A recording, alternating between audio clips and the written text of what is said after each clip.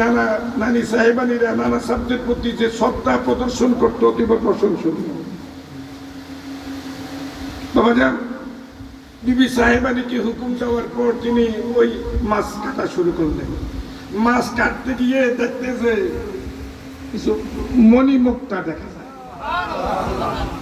তিনি প্রথম মণিমুক্তা চিহ্নিত করতে পারেন নাই। তিনি চিন্তা করলেন, এমন এক সৌন্দর্যময় কিছু মহামূল্যবান ধাতু দেখা যাচ্ছে, আমি কোনোদিন তা দেখি নাই। তা তো আমার স্বামী জগৎ বিখ্যাত আলেম আল্লামা মোল্লা জিয়ন সাহেব বলতে পারবে। তিনার খেদমতে নিয়ে যখন পেশ করলো, পেশ করার পরে বলতেছে এগুলো মণিমুক্তা। অসংখ্য মণিমুক্তা পেল। পাওয়ার পরে আল্লামা মোল্লা জিয়ন সাহেব আল্লাহ পাকের দরবারে কালেমাত শুকর আলহামদুলিল্লাহ আলহামদুলিল্লাহ আলহামদুলিল্লাহ বলে শুকরিয়া আদায় শুরু করলেন। এর মধ্যে তিনি কি করলেন যে এর একটা দানা পৃথক করে পাশে এক জুহুরির বাড়ি ছিল, জুহুরির বাড়িতে গিয়ে বলতেছে, ভাই জুহুরি বাড়িতে আছেন? হুজুর কই দেখেন তুইটা কি কয়? হুজুর এটা মহামূল্যবান জিনিস মণিমুক্তা। সুবহানাল্লাহ বলেন। হুজুর এটা কোথায় পাইলেন? কয় বাবা এটা আমি বিক্রি করব, দাম কত? হুজুর 100 টাকা দিলেই যথেষ্ট।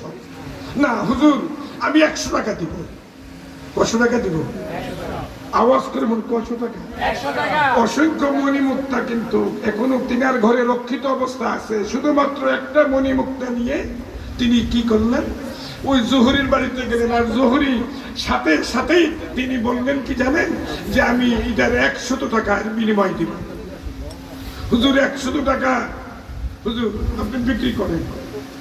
আচ্ছা, মোল্লা জিয়ন সাহেব বলতেছেন, বাবা ধৈর্য ধারণ করুন, আমি এগুলো বিক্রি করব। তিনি আবার এই মণিমুক্তার দানাটা নিয়ে বাড়ি গেলেন। বাড়ি গিয়ে অসংখ্য দানা। পরবর্তী সময় এই মণিমুক্তার দানাগুলো বিক্রি করে মহা ধুমধামের সাথে তিনি তিনার মেয়ের বিবাহের কাজ সমাধা করলেন এবং অসংখ্য লোক দাওয়াতে আসলেন মেহমান হিসাবে। তখন তিনি চিন্তা করলেন, আমার স্নেহধন্য ছাত্র, আমার মুরিদ, তার থেকে শুধুমাত্র 4 আনা হাদিয়া পেয়ে আমি একটু হিমশিম খেতেছিলাম। আমি আমার ছাত্রকে জিজ্ঞাসা করব, এই 4 আনার বরকত এত কেন হলো? বাদশাহ আলমগীর সাহেবের সাথে পরবর্তী সময়ে যখন দেখা হলো, দেখার পর বলতেছে, হুজুর বলতেছে, বা আলমগীর 4 আনার এত বরকত, আমি যে নিয়ত করে তোমার দরবারে এসেছিলাম নিয়ত তো পরিপূর্ণ হয়ে গেছে, আরো এক্সট্রা অনেক টাকা পয়সা, সুবহানাল্লাহ, আমার অভাব অনটন দূর হয়ে গেছে। এই 4 আনা বরকত হলো। হুজুর আমি ভারতবর্ষের বাদশাহ হতে পারি, ভারতবর্ষের বাদশাহীর কোষাগার থেকে, আমি রাজ্যের কোষাগার থেকে আপনাকে আমি কোনো পয়সা দেই নাই।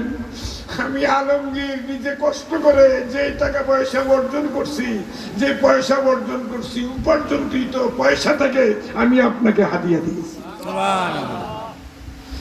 গভীর মনোযোগ। হুজুর গাউসে পাক রাদিয়াল্লাহু তাআলা আনহু আব্বাজান আমানতদারির ব্যাপারে কি গুরুত্ব দিয়েছেন।